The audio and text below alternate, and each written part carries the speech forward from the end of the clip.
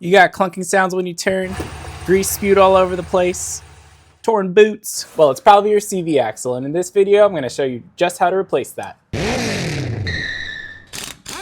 Working on my 2012 Ram 1500, the first thing we need to do is jack the vehicle up and take those wheels off.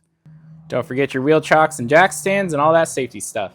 Now with the wheel off, you're going to want to inspect where you're working. So if you have anything going into the knuckle, you're going to want to remove it, because what's going to happen is we're going to drop this knuckle forward and be able to remove the CV joint. And when we drop this knuckle forward, we don't want to tear any of the cables that are going into the knuckle. So on my Ram, we have this little speedometer cable right here. I'm just going to go ahead and remove that. All these automotive cables kind of work the same. You're just going to want to push up on the little locking tab, push down on the little black tab, and then give it a good yank. Now we're going to tuck that speed sensor cable away. Next, we're going to start removing this brake caliper by removing its bracket bolts, which are 21 millimeters. But if you don't have a 21 millimeter, you can actually use a 13/16 socket, which is roughly about the same size. 13/16 actually measures 20.65 millimeters, so it's one of those universal sockets. With those bracket bolts out, we're just going to remove the caliper from the rotor. What I like to do is grab a zip tie, put it through my little bolt holes here, hang that caliper up on the control arm just to make sure that there's no pressure on the brake line. Then pull the rotor off and make sure it's out of the way. Next, we're going to remove that big old axle nut. It's a size 36 millimeter. So if you're an at-home DIY kind of guy like me, you probably also have yourself a pipe. I have my pipe shoved in between my lugs. I got my 36 millimeter socket breaking my axle nut. Let it rip. There we go. Bam. With that axle nut removed, it's time to take a 21 millimeter or a 13/16 and to pop that ball joint out of the knuckle on the upper control arm.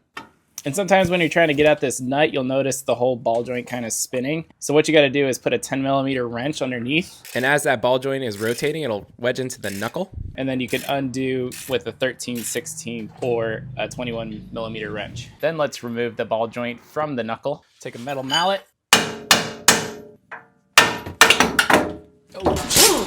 So check it out. When you're making these videos, you're thinking of a lot of things like where to put the camera, all the angles and stuff. So I kind of forgot to put a jack right underneath that control arm there. So what happened is everything kind of dropped and sprung apart and it broke my single zip tie. But there you go. Now I got two zip ties. Luckily the brake line looks completely fine. So I'm good. I got lucky, but use a brake caliper bracket or more zip ties.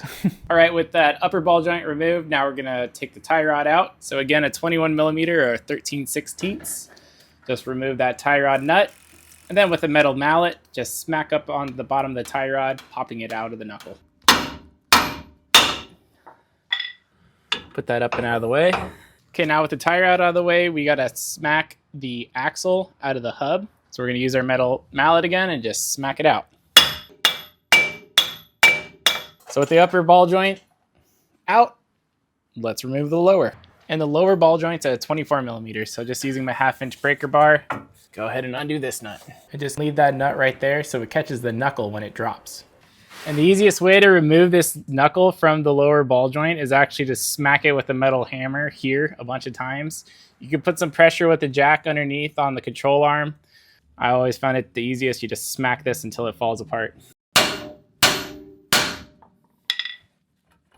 See? Now that nut's holding it, so we can take the nut off. Cool. Now we got to remove the whole knuckle and then put the knuckle somewhere safe. All right, now we got to remove the CV axle. So what we have to do is up right there, we got to use our little pipe. You're going to smack the end right here, which is going to remove the entire axle. I ended up just smacking the axle directly with my metal mallet, and that broke that axle loose. If you start noticing your spline or intermediate shaft, it has a couple of names, coming along with the axle, what you want to do is throw a drip pan underneath to collect that differential fluid that might come out. Then to remove the spline from the old axle, what you got to do is wrap it in a towel, stick that part wrapped in a towel into the vise so it doesn't get all marred up, and then smack the old axle off with a metal mallet. Then you're just going to clean the shaft up, inspect it, lube it up, and just smack it back into the differential with a rubber mallet. Bam. Look at all the grease and crap on this thing. This is just wrecked. All right, let's put the new one in. Okay, now it's just obliterated with grease up in here. Just disgusting. Look at that. Just so much grease. So what I'm going to do is hit it with my new favorite cleaning product, Super Clean. Thank you, Super Clean, for sending me some of these cleaning supplies.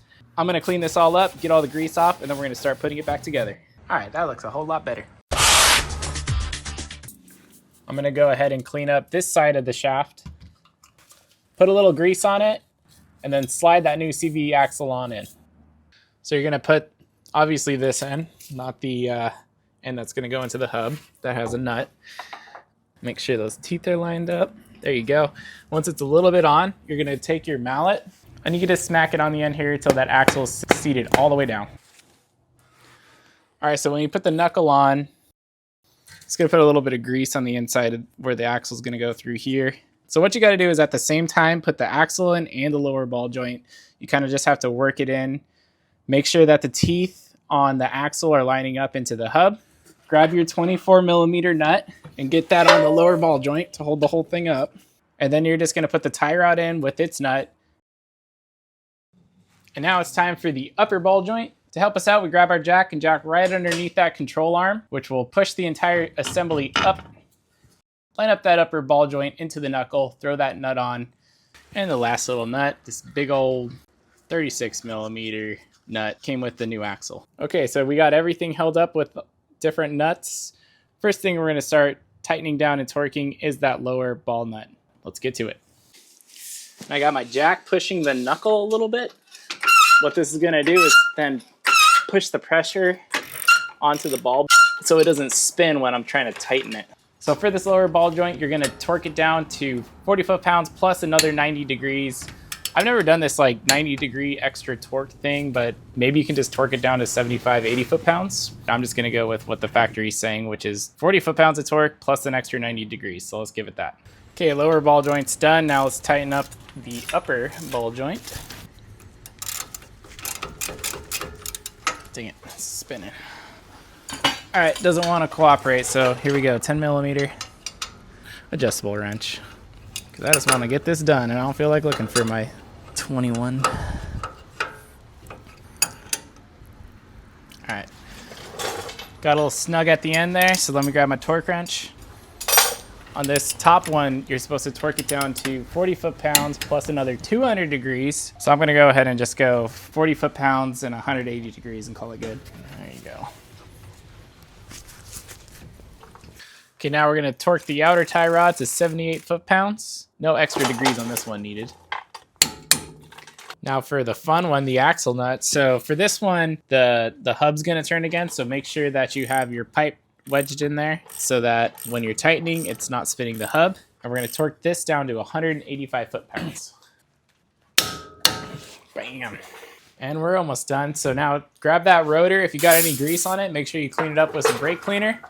Throw it on. I like to throw a lug nut on the bottom of the rotor to make sure it stays in place. Then grab that brake caliper and bolt the caliper back down, torquing it down to 130 foot-pounds.